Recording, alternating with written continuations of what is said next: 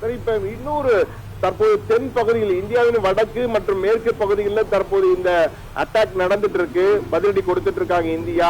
பெரிய அளவு பாதிப்பு இல்லாம இந்திய ராணுவம் வந்து மிக சிறப்பாக செயல்பட்டு கொண்டிருக்கிறது. வான் தடுப்பு பாதுகாப்பு வான் படுக்கு வந்து மிக சிறப்பாக செயல்பட்டு கொண்டிருக்கிறது.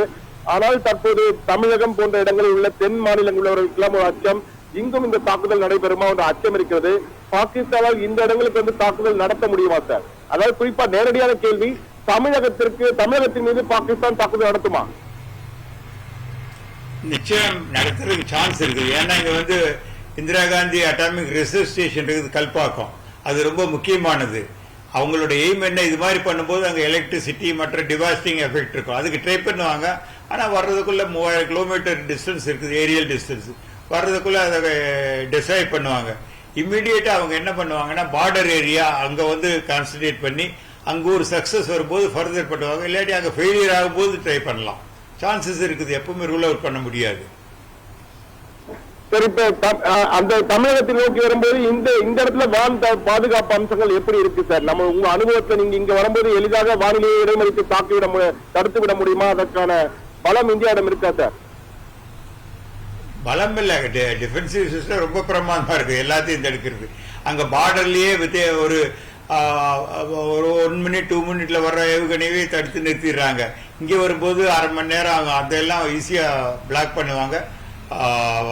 அதுக்கு முதல்ல வரும்போது பாம்பேல அங்க ஒரு அணு சக்தி நகர் இருக்குது, அங்கேயும் அட்டாக் பண்ணுவாங்க. ஸோ வரும்போது இந்தியன் ஏர்ஃபோர்ஸ் எல்லாமே டிஃபென்சிவ் சிஸ்டத்தில் நல்லா தடுத்துருவாங்க.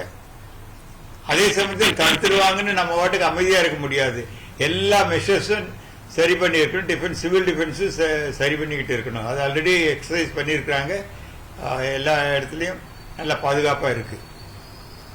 இப்ப வந்து இது இந்த இரு நாடுகளுக்கான போராக இருக்குமா, இல்லது மற்ற நாடுகளும் இந்த போர்ல இணையக்கூடிய வாய்ப்பு இருக்கு நீங்க நினைக்கிறீங்களா சார்? ஏன்னா துருக்கி ஏற்கனவே ஒரு கடல் படையை அவங்களுக்கு ஒரு போர் கப்பலை அனுப்பிச்சிருக்காங்க, அவங்களுக்கு சப்போர்ட் பண்றதுக்காக, ஆதரவு தருவதற்காக. எனவே இது ஒரு மற்ற நாடுகளும் இதில் இணைய வாய்ப்பு இருக்கா, இல்ல அல்லது பாகிஸ்தான் கொட்டத்தை இந்தியா அடக்கி விடுமா சார்? என்னை பொறுத்தவரை மற்ற நாடுகள் வர்றதுக்கு சான்ஸே இல்லை. ஏன்னா எல்லாத்துக்கும் தெரியும் 2 பேருக்கு விட்டு அணுகுண்டு இருக்குது.